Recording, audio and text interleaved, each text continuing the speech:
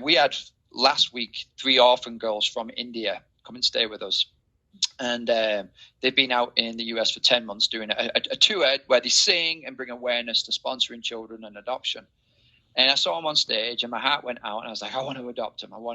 But I was like, we're already full, you know, and what would it be like if I sponsored them? And so I talked with the organizers and they said, well, I said, one wants to be a doctor. And I said, what's the likelihood of that happening with a current education? And they said, 0. I said, how much would it be to get them into a private school where they learn English and they have the opportunity, if they want to pursue it, to be a doctor? And she said, $100 a month.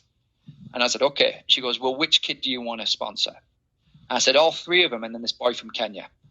And the lady goes, that's $400. And I was like, well, yeah, my math's not that bad. I can work that out. And she's like, you want to sponsor all 4? She goes, this is till they graduate. And I was like, awesome, great, let's go do it. And she goes, because we can't put them in school and pull them out. I said, no, I'm in. And then we went to see them off. They're leaving tomorrow, but we went to see them off on Tuesday. And my wife made all these beautiful pictures and cards for them so they could remember the time with us in America. And she forgot them because, you know, she was in a homeschool program that day and, you know, it was a busy day. But anyway, so I went back and I walked in and there's 3 African boys and 1 Indian boy. And they said, I heard you sponsored Denzel. And I said, yeah, I did. And he said, I heard you sponsored 3 Indian girls too. And I said, yeah, I did. And my heart started breaking because I was like, he's going to ask me why I didn't sponsor him. And he didn't. He said, you're changing the world. 10-year-old boy. He said, you're changing the world. He said, you have transformed my friends' lives. And I was like, well, you're transforming lives. And he said, how am I transforming lives? I said, because you've gone to a country, you took a big, bold step, and you went into the unknown, and you've spent 10 months in a country where you just spoke no English, and they've learned English.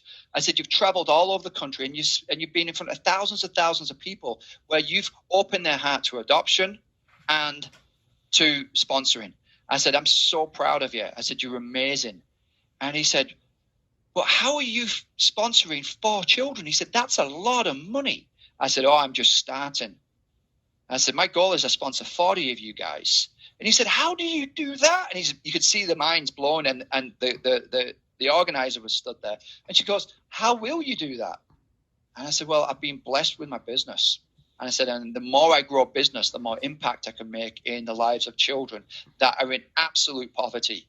So it was that real sort of like, aha, like, hey, we're not just doing this to, you know, be good. We bought a very nice car a month ago, and I was like, you know what, my wife's car kept on not starting well. It was burning oil, and I was like, boomf, there's a dream car. And that was cool, but it was even cooler to see these kids. So by business expanding, by us taking that big, bold risk, and that's what I found. If you want anything in life, it doesn't come by playing the certain route. It goes by taking a big, bold step and then being all in. And I think so many people, they're not all in. They go in like 60%. And I use this as an analogy.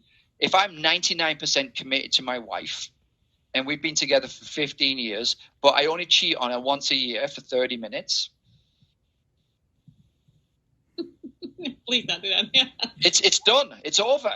Yeah. You know, but I could say, well, look at all this time I did work. That's me not being 100% committed. I am 100% committed to my wife. And I'm 100% committed to building this Amari business. I'm not doing it because I just feel like it today. I didn't not do it because I don't feel like it today.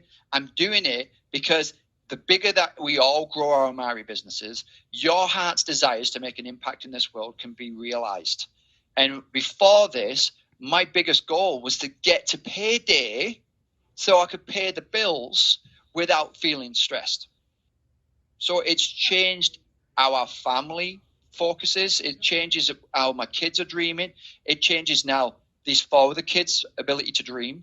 And I couldn't have done this if it wasn't for the timing. We got in at the right timing, and it's still the right timing. We're still really early on in this company. And if people can see that they can join now early and not judge themselves for 6 months, work 100% for 6 months without judging themselves, they're going to look back and see something incredible.